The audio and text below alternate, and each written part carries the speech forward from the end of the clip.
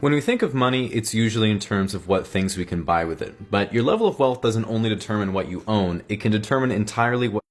When we think of money, it's usually in terms of what things we can buy with it. But your level of wealth doesn't only determine what you own, it can determine entirely what your life looks like. And I wanted to give a bit of an overview of what that could look like at some different intervals. Now, at the bottom of the pyramid, of course, we have the alcoholic, amphetamine-abusing lowlife who mooch off public services because they can't pay their debts or find a job.